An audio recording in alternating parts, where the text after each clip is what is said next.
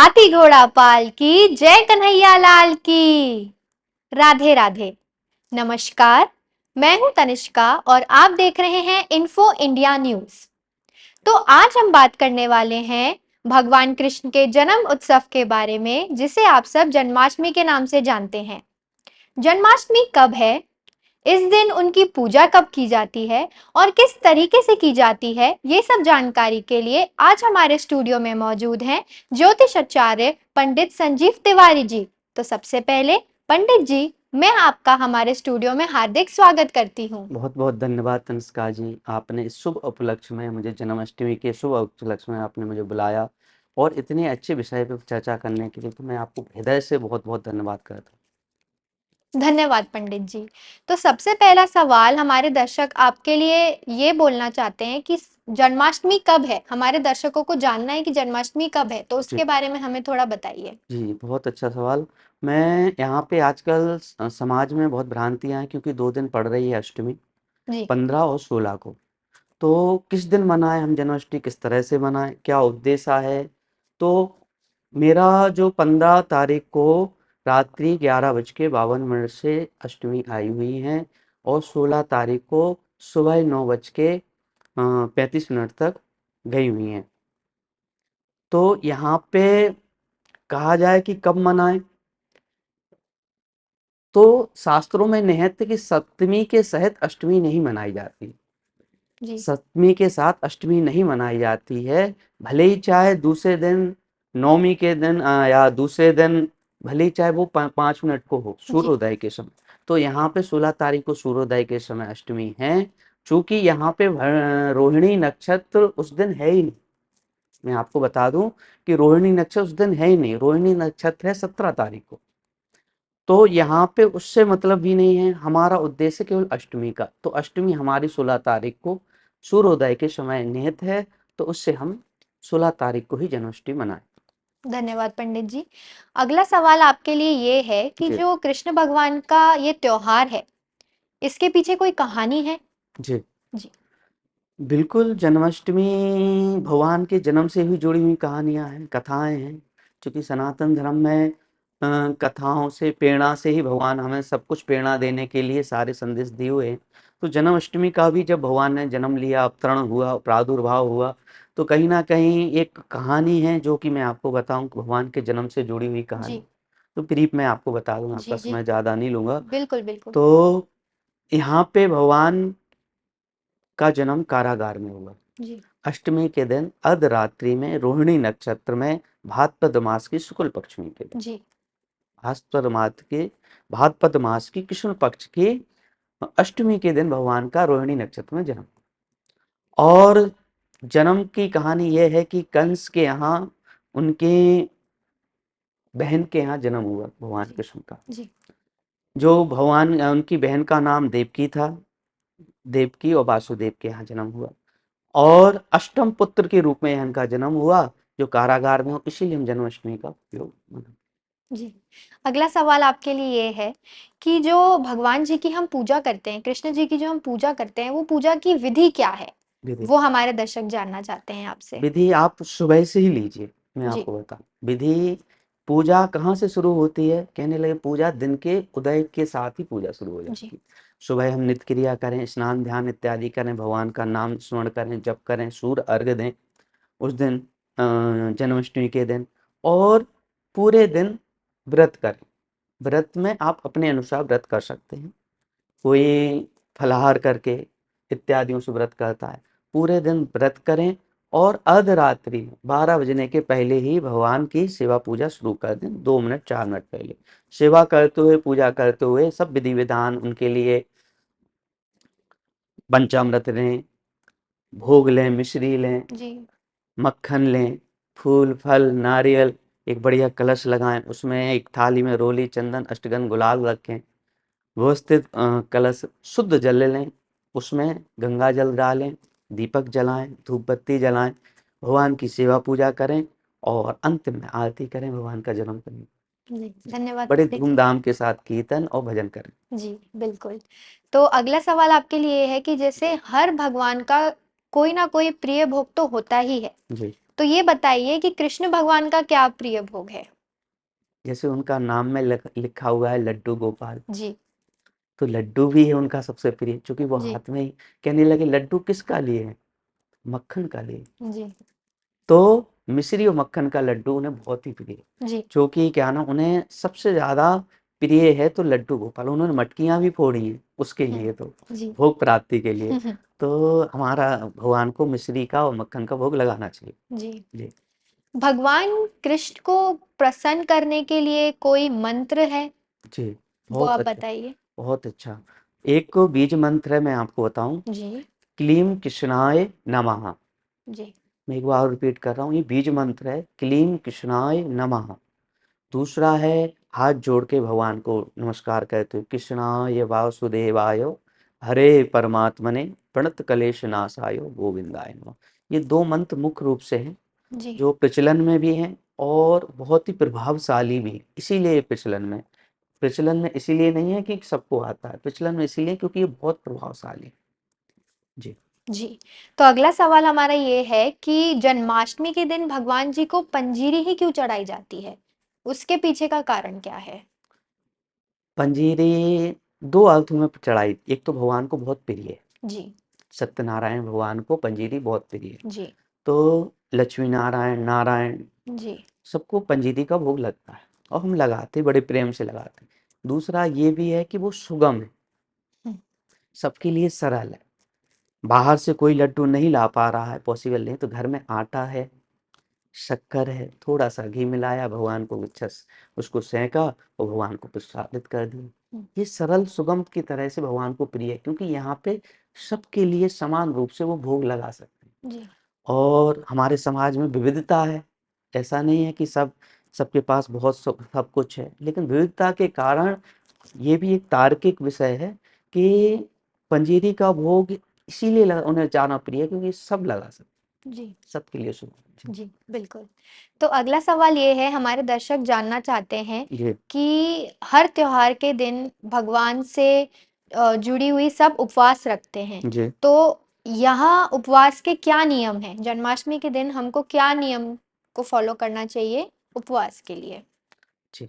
पहले तो मैं आपको बता दूं, व्रत का, उपवास का नियम ये है कि आप जो आप चीज नहीं छोड़ पा रहे हैं उसको छोड़ दें। जी, व्रत का मतलब है संकल्प लेना, बिल्कुल संकल्प सच। का मतलब है किसी चीज को जो हम कठिन लग रहा है वो चीज छोड़ देनी चाहिए उस दिन। जी, वो भगवान के लिए कि ये भगवान, हम ये पॉसिबल नहीं है कि आज छोड़ पाएंगे, लेकिन आपके लिए, आपकी सेवा हेतु हम छोड़ सकते। तो विशेष अगर कहें तो सत्य छोड़ दें, सत्य छोड़ दें, जी, कहने का मतलब है कि सत्य का ही पालन करें, जी, झूठ को छोड़ दें। जी, क्यों? क्योंकि आजकल वर्तमान में सत्य कहना मुश्किल है, झूठ थोड़ा-सा आम हो गया। जी, तो इसीलिए अगर ये व्रत करें तो भगवान को बहुत अच्छा लगेगा, बहुत प्रिय है, क्योंकि सत्य जी, ही नारायण है, नारायण ही सत्य है।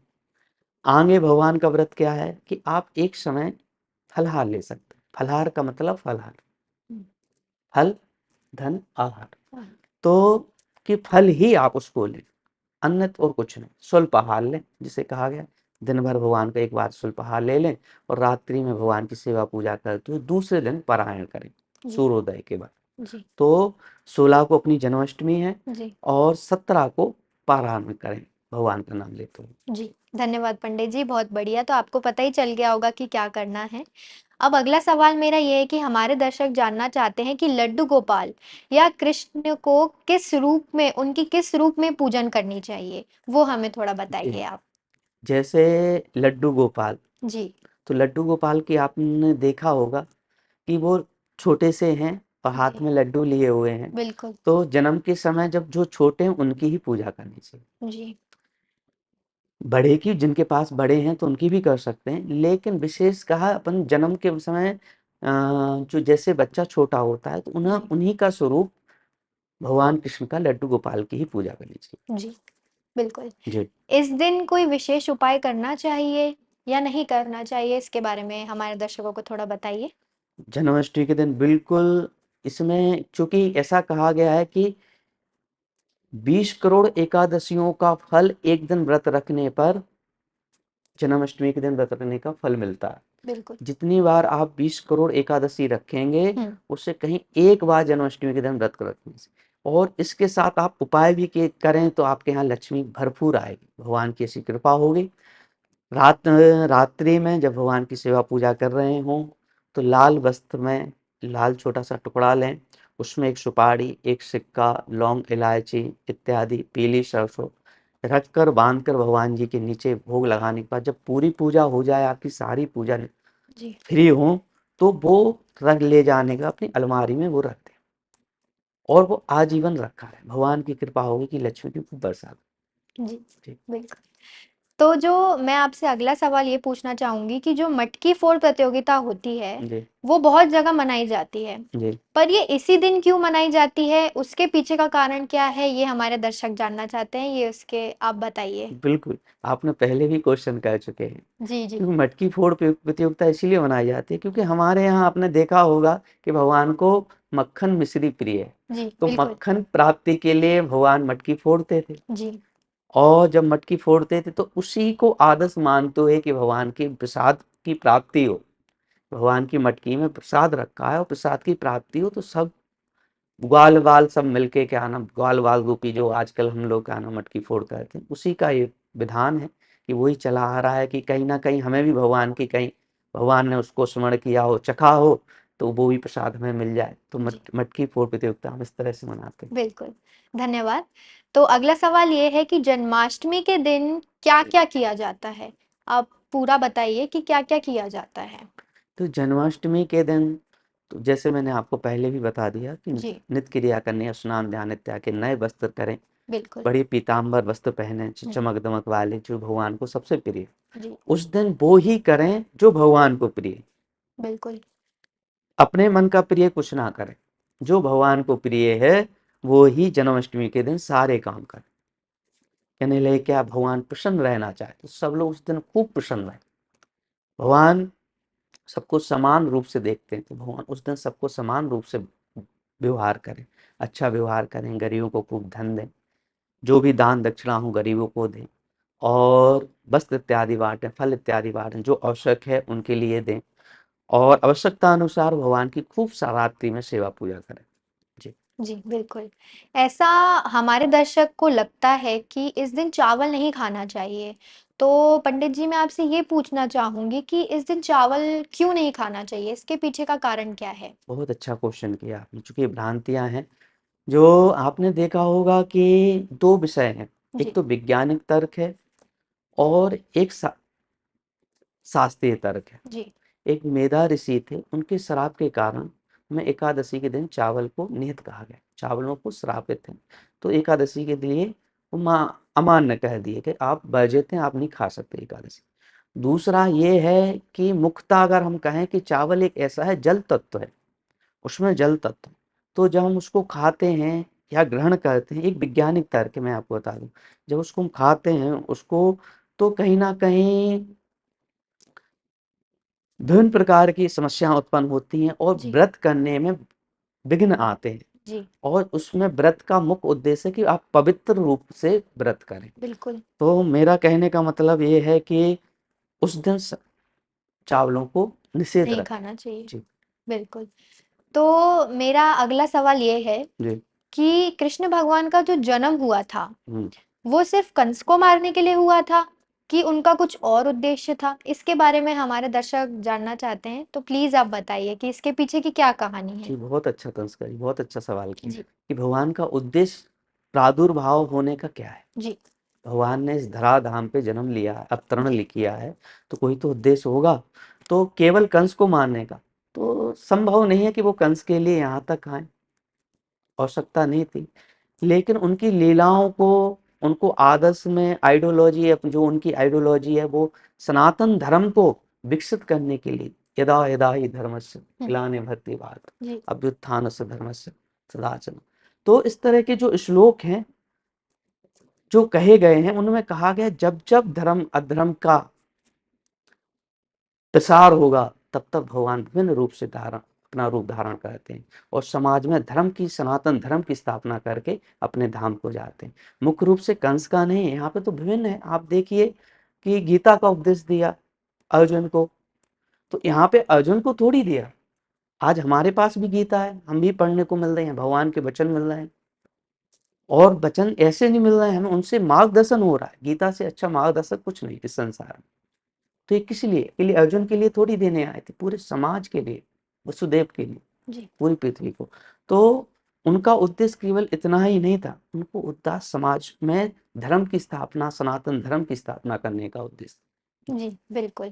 अगला सवाल मैं आपसे ये पूछना चाहूंगी कि जन्माष्टमी के दिन ऐसा जरूरी होता है कि हम भगवान की नई मूर्ति लाएं या सोने की मूर्ति लाएं या झूला लाएं, ऐसा कुछ विशेष है कि नहीं है कि आप। आपके यहाँ अगर पहले से गोपाल, लड्डू जी गोपाल है, जी बाल गोपाल है, जी पहले से, तो हमें प्राचीन मूर्तियां ही सिद्ध हो मानी जा गई हैं। बिल्कुल। हमारे शास्त्रों में कहा गया है, आपके पास जितनी पुरानी मूर्तियां हैं, जी जितनी पुरानी भगवान हैं, प्राचीन है, उतने ही सिद्ध माने हैं, तो उनकी ही सेवा करें। जिनके यहाँ नहीं है जी तो वो जरूर निश्चित ही लेके आए, जी क्योंकि बिना लड्डू गोपाल के पूरा घर सूना मत, बिल्कुल। घर में वो आनंद ही नहीं। जी जी वस्त्र तो नए ही पहनने चाहिए ना, हमेशा नए लाने चाहिए बिल्कुल, आपके। नए वस्त्र ही पहनाने चाहिए पहनाने भगवान। चाहिए। इस जन्म दिवस पे हम अपने समान बच्चों को भी पहनाते हैं नए जी वस्त्र। बिल्कुल। तो वो तो जगत पालनहार है, तो उनको बिल्कुल। भी नए वस्त्र जहां तक हो सके, जितनी क्षमता है जी उतनी सेवा करनी चाहिए। बिल्कुल। जी धन्यवाद पंडित जी।